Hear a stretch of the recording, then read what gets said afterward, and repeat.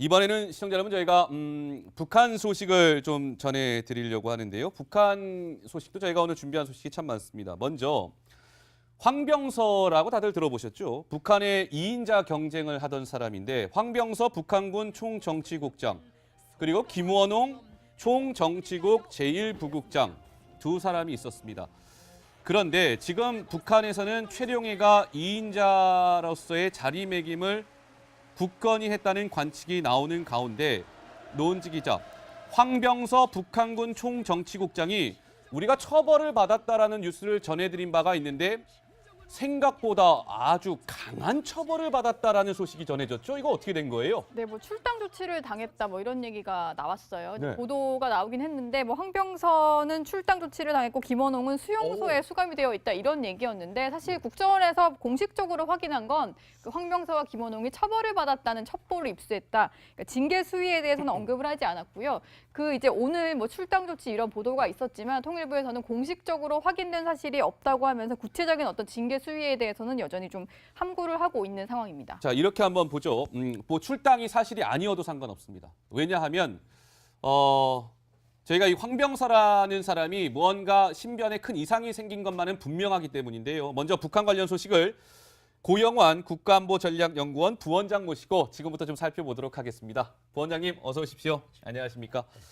부원장님 이런 거죠. 황병서가 뭐 출당이 아니어도 뭐 엄청난 지금 큰 징계를 받은 것만은 분명해 보이거든요. 좀 알아보시니까 어떻든가요? 11월 달에 이제 처벌을 받은 이후에 일체 공식 석상에서 사라졌고요. 예. 사실 군수공업대라고 하는 군대가 분명히 나와야 할 주석단 자리에도 나오질 않았고 예. 그래서 국정원이 밝힌 것처럼 처벌을 받은 거는 틀림이 없는데 예. 처벌 수위가 어느 한 일간지가 말한 것처럼 출당이냐 그거는 조금 의문이 아직도 있습니다. 출당은 왜냐하면 약간 의문이고. 출당이라고 하는 거는 당에서 받을 수 있는 가장 높은 책벌입니다. 예. 그러니까 출당이라고 하는 거는 이제 여러 가지가 있는데 이제 경고가 있고 엄중 경고가 있고 혁명화가 있고 출당이 있고 출당하면 반당 반혁명 분자입니다. 그러니까 예. 출당받고 이제까지 제자리에 돌아온 사람은 제가 알건대는 최룡해밖에 없습니다. 최룡해가 1990년대 고난행군 때 사회주의 청년동맹 황색 사건에 걸려서 예. 부위원장들을 비롯한 사로총 간부 8명이 총살되는 가운데 예. 김정일의 배려에 의해서 살아났을 때 출당을 받았댔거든요. 아, 그랬군요. 그랬다가 한 7, 8년, 10년 거쳐서 다시 복당이 돼서 오늘 제2인자까지 올라왔는데 예. 황병서가 당규율 위반한 거로 출당까지 받았을까? 출당까지 받았다는 건 거의 희망이 없다는 소리입니다. 그러니까 저는 엄중경고나 혁명화 사이 처벌을 받은 것으로 예. 일단은 생각을 하고 황병서가 왜 저렇게 유명한 사람인가 하면 예. 김정은이가 정권을 잡을 때 말하자면 힘을 준 개국 공신입니다. 그러니까 김정은이 어머니 고영희가 예. 황병서한테 많이 부탁을 해서 네. 사실은 정남이 말고 우리 정철이나 정은이를 좀 후계자가 되게 해달라고 가장 많이 매달렸던 사람 중에 하나가 황병서고 예. 그래서 황병서가 김정은 체제 들어서서 갑자기 커서 2인자 자리까지 간 건데 네. 저 자기를 후계자로 만드는데 그렇게 큰 공헌 세울 사람을 예. 출당까지 시켰을까는 조금 더 두고 봐야 할 것 같습니다. 알겠습니다. 예. 네, 피해 숙청이 되풀이되는 것 아니냐 이런 말이 나오고 있는데 그 말이 나오는 또 다른 이유도 있습니다. 바로 4년 전 오늘이 장성택이 처형된 날이기 때문인데요. 당시 북한의 보도 내용 한번 들어보시겠습니다.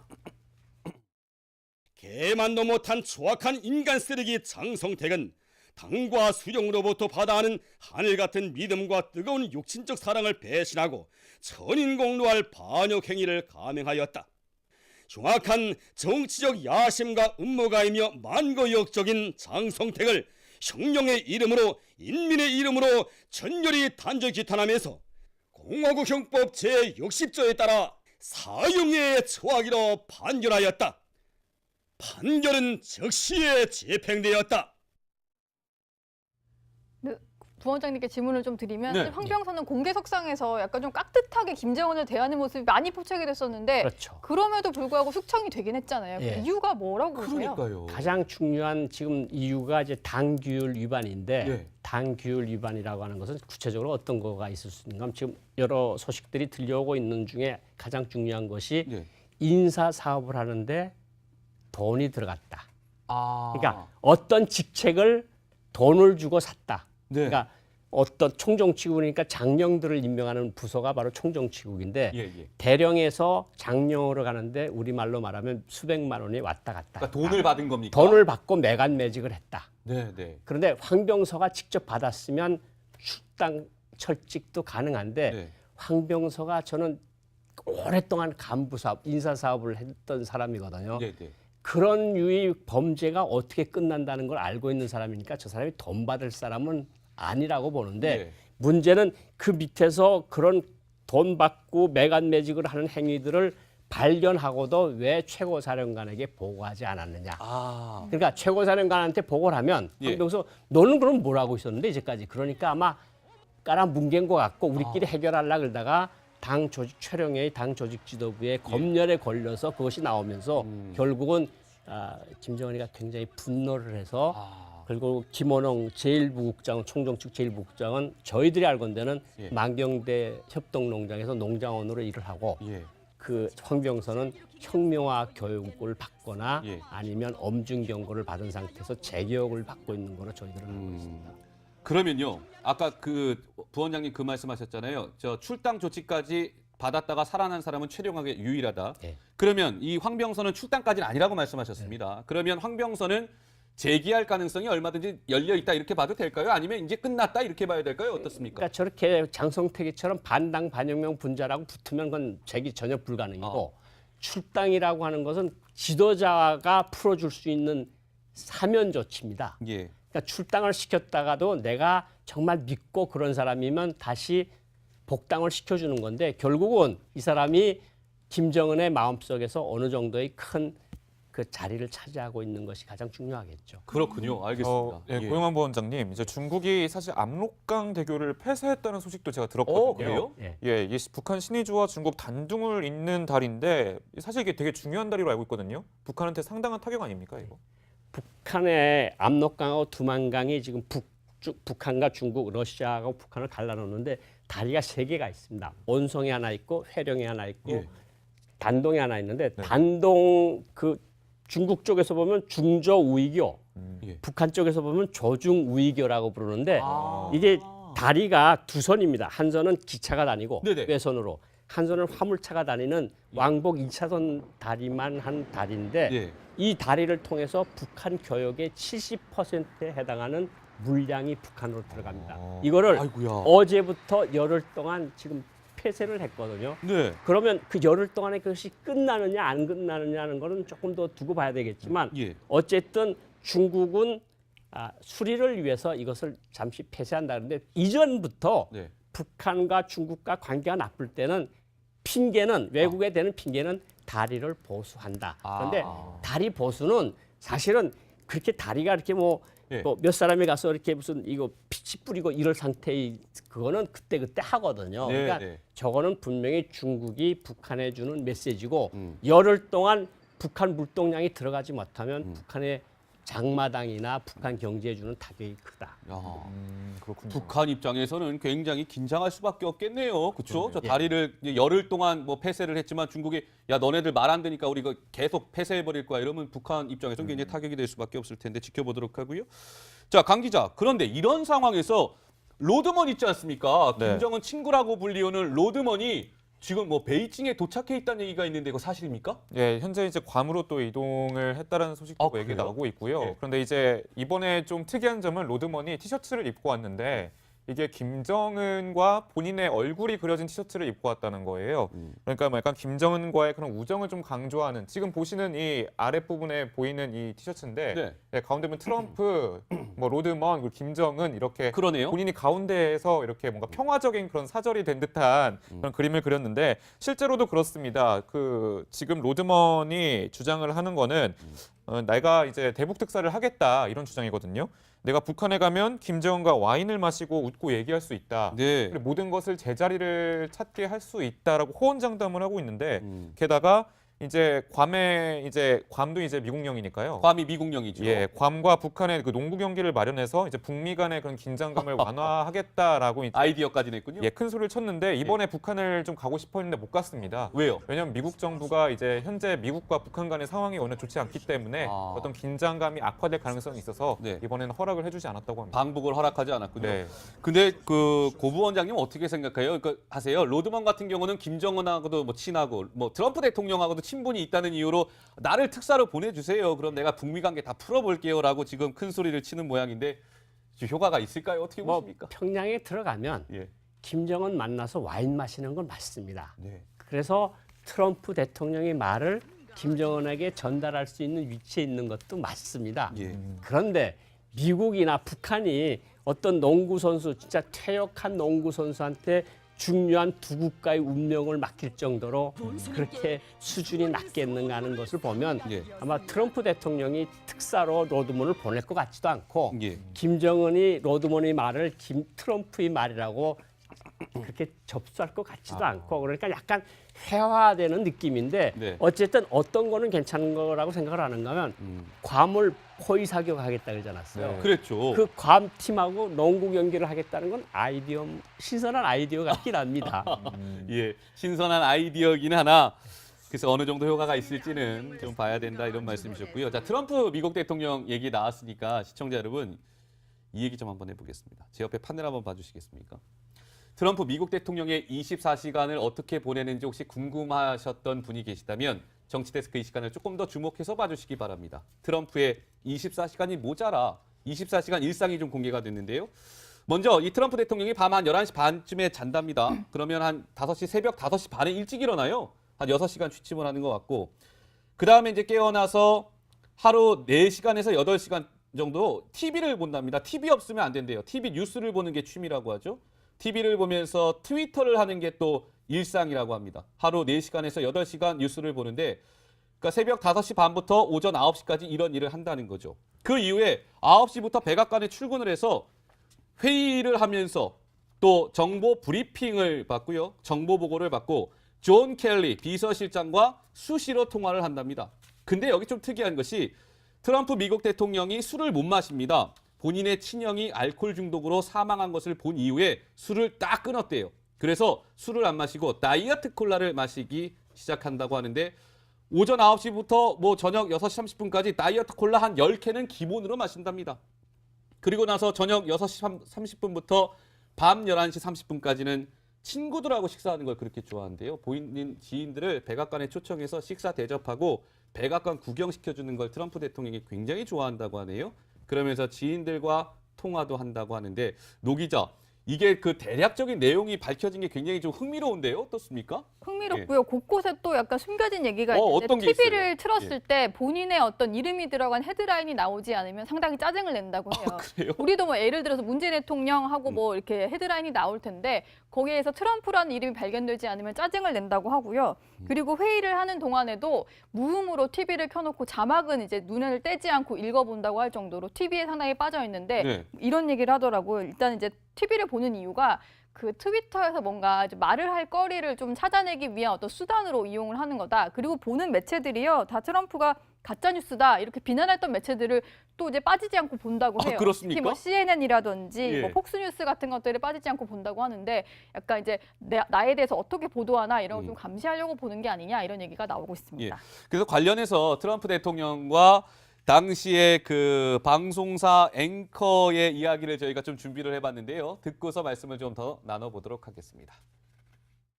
If the media's job is to be honest and tell the truth, then I think we would all agree the media deserves a very, very big, fat failing grade. This is absolutely nothing, but I think for me personally, but I am very concerned as to what this once again reveals about the President of the United States. It's strange. 가짜 뉴스를 한다라고 비판했던 언론사를 트럼프 대통령이 또 유독 그 언론사를 또 챙겨서 본다. 굉장히 좀 흥미로운 포인트인 것 같고요. 강 기자 보면은 트럼프 대통령이 내가 좀 전에 설명했잖아요. 제가 네. 다이어트 콜라를 하루에 한 10캔은 기본으로 마신다는데 정말입니까? 그게 다이어트 콜라지만 다이어트가 안 될 것 같은데요. 그 정도 먹으면 우리나라에 와서 국빈 만찬을 했을 때도 건배를 콜라로 했습니다. 지금 사진을 보시는 이 장면인데 그 정도로 콜라를 즐겨 먹기로 유명하고요. 집무실 보면 왜 대통령 집무실, 미국 대통령 집무실엔 버튼이 하나 있는데요. 예. 이게 빨간 버튼이에요. 그래서 저게 핵 버튼이구나라고 생각을 하실 수가 있는데 네. 핵 버튼이 아니라 콜라 버튼입니다. 저걸 누르면 콜라 가져다 주는 누르면 거예요? 콜라 가져다 주는 거예요. 그래서 이제 저 집무실에서 언제든 콜라를 먹을 수 있게끔 대령을 했고 예. 존 켈리 비서실장한테 상당히 집착을 하는 걸로 또 알려져 있거든요. 예. 그래서 10번 넘게 콜라 마시는 그 숫자만큼이나 전화를 해서 계속 업무 파악을 한다고 합니다. 알겠습니다. 자, 트럼프 대통령의 일상 생활을 저희가 한번 좀 살펴봤습니다. 이번에는 좀 북한 얘기로 좀 다시 돌아와서 고 부원장님께 질문 드릴게요. 북한의 2018년도 달력이 좀 공개가 예. 됐던데 지금 한번 화면을 보면은요. 2018년도 달력의 첫 화면이 이게 북한이 선전하고 싶었던 걸까요? 려명거리가 예. 첫 페이지에 등장했더라고요. 그렇죠. 예. 려명거리라고 하는 거는 이전에는 이제 과학자 거리가 북한이 선전하고 싶어 했는데 예. 그보다 조금 더 업그레이드된 게 려명거리니까 예. 려명거리가 이제 북한의 평양의 상징처럼 된 건데 아. 저기서 우리가 중요하게 보이는 게 이제 최고 영도자 동지의 이런 표현이 달력에는 처음으로 나왔다는 게 그게 조금 좀 이채롭죠. 아, 최고 령도자라는 표현이 지금 저 보여지는 것과 같이 최고 령도자 김정은 동지라는 게 처음으로 달력에 표기가 됐다. 네. 저건 뭘 의미하는 거예요? 그 작년도에 예. 7차 당대회를 5월 달에 했습니다. 예. 북한이 5월 달 하고 나서 김정은이 최고 령도자 반열에 오릅니다. 예. 그리고 7차 당대회를 끝으로 해서 뭐가 나오는가 하면 우리 당과 우리 국가와 우리 군대의 최고 령도자 김정은 동지 만세라고 예. 조선노동당의 기본 구호가 바뀌고 예. 또 뭐가 바뀌는 줄 아십니까? 뭐가 이전에는 바뀌었나? 예. 최고라는 말을 여러 군데 썼어요. 네. 최고 재판소, 아. 최고 검찰서. 근데 이제 최고라는 말은 이제 김정은만 쓸 수 있습니다. 아, 그렇군요. 최고 사령관, 최고 령도자. 예. 이건 김정은한테만 붙고 예. 최고 검찰서, 최고 재판소는 다 중앙검찰서, 예. 중앙재판소로 이름을 바꿨습니다. 그러니까 아. 요거는 내 거니까 다치지 마. 예. 근데 이게 뭐냐면 이전에 김정일이가 자기 아버지가 죽은 다음에 최고 령도자라고 불리우기까지 예. 10여 년이 걸렸어요. 예. 근데 이 사람은 5년 만에 최고 영도자 반열에 오른 거죠. 그러니까 그렇군요. 이걸 봐서라도 김정은의 어떤 성향, 성격적인 한 측면을 볼 수 있을 것 같고 김정은의 성격. 예, 김정은이가 우상화 속도를 얼마나 빨리 하고 아. 있는가 이것도 우리가 주의 깊게 볼 필요가 있을 것 같습니다. 그렇군요. 아, 알겠습니다. 어떤 직책을 돈을 주고 샀다. 네. 그러니까 어떤 총정치국이니까 장령들을 임명하는 부서가 바로 총정치국인데 예, 예. 대령에서 장령으로 가는데 우리말로 말하면 수백만 원이 왔다 갔다. 그러니까 돈을 받은 겁니까? 돈을 받고 매간매직을 했다. 네, 네. 그런데 황병서가 직접 받았으면 출당 철직도 가능한데 네. 황병서가 저는 오랫동안 간부 사업, 인사 사업을 했던 사람이거든요. 네, 네. 그런 유의 범죄가 어떻게 끝난다는 걸 알고 있는 사람이니까 저 사람이 돈 받을 사람은 아니라고 보는데 네. 문제는 그 밑에서 그런 돈 받고 매간매직을 하는 행위들을 발견하고도 왜 최고사령관에게 보고하지 않았느냐. 아. 그러니까 최고사령관한테 보고를 하면 예. 황병서 너는 그럼 뭘 하고 있었는데 이제까지. 그러니까 아마 깔아뭉갠 것 같고 우리끼리 해결하려고 그러다가 당 조직 촬영회의 당 조직 지도부의 검열에 걸려서 그것이 나오면서 결국은 김정은이가 굉장히 분노를 해서 그리고 김원홍 제1부국장, 총정측 제1부국장은 저희들이 알건대는 예. 만경대 협동농장에서 농장원으로 일을 하고 예. 그 황병서는 혁명화 교육을 받거나 예. 아니면 엄중 경고를 받은 상태에서 재교육을 받고 있는 거는 되풀이 되는 것 아니냐 이런 말이 나오고 있는데 그 말이 나오는 또 다른 이유도 있습니다. 바로 4년 전 오늘이 장성택이 처형된 날이기 때문인데요. 당시 북한의 보도 내용 한번 들어보시겠습니다. 개만도 못한 추악한 인간 쓰레기 장성택은 당과 수령으로부터 받아하는 하늘 같은 믿음과 뜨거운 육신적 사랑을 배신하고 천인공노할 반역 행위를 감행하였다. 흉악한 정치적 야심과 음모가이며 만고역적인 장성택을 혁명의 이름으로 인민의 이름으로 전열히 단죄 규탄하면서 공화국 형법 제60조에 따라 사형에 처하기로 판결하였다. 판결은 즉시에 집행되었다. 네, 부원장님께 질문을 좀 드리면 네. 사실 황병서는 공개석상에서 약간 좀 깍듯하게 김정은을 대하는 모습이 많이 포착이 됐었는데 그렇죠. 그럼에도 불구하고 숙청이 되긴 했잖아요. 그 예. 이유가 뭐라고 보세요? 그러니까요. 가장 중요한 지금 이유가 이제 당 규율 위반인데 예. 당 규율 위반이라고 하는 것은 구체적으로 어떤 거가 있을 수 있는가 하면 지금 여러 소식들이 들려오고 있는 중에 가장 중요한 것이 예. 인사 사업을 하는데 돈이 들어갔다.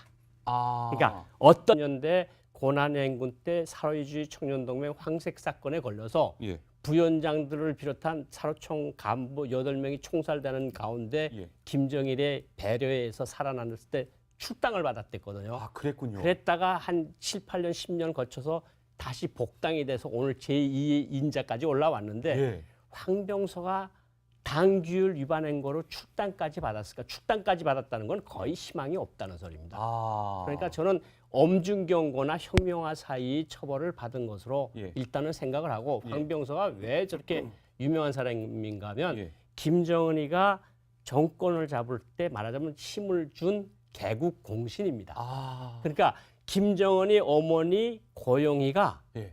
황병서한테 많이 부탁을 해서 예. 사실은 정남이 말고 아. 우리 정철이나 정은이를 좀 후계자가 되게 해달라고 가장 많이 매달렸던 사람 중에 이야. 하나가 황병서고 예, 예. 그래서 황병서가 김정은 체제 들어서서 갑자기 커서 2인자 자리까지 간 건데 네. 저 자기를 후계자로 만드는데 그렇게 큰 공헌 세울 사람을 예. 출당까지 시켰을까는 조금 더 두고 봐야 할 것 같습니다. 알겠습니다. 예. 네, 피해 숙청이 이번에는 시청자 여러분 저희가 북한 소식을 좀 전해드리려고 하는데요. 북한 소식도 저희가 오늘 준비한 소식이 참 많습니다. 먼저 황병서라고 다들 들어보셨죠? 북한의 2인자 경쟁을 하던 사람인데 황병서 북한군 총정치국장 그리고 김원홍 총정치국 제1부국장 두 사람이 있었습니다.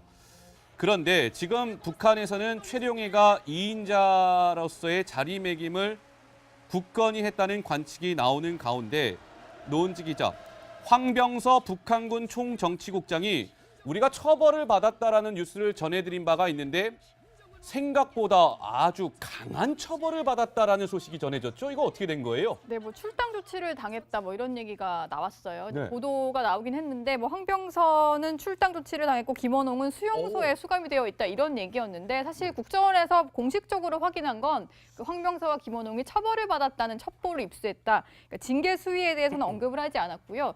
그 이제 오늘 뭐 출당 조치 이런 보도가 있었지만 통일부에서는 공식적으로 확인된 사실이 없다고 하면서 구체적인 어떤 징계 수위에 대해서는 여전히 좀 함구를 하고 있는 상황입니다. 자, 이렇게 한번 보죠.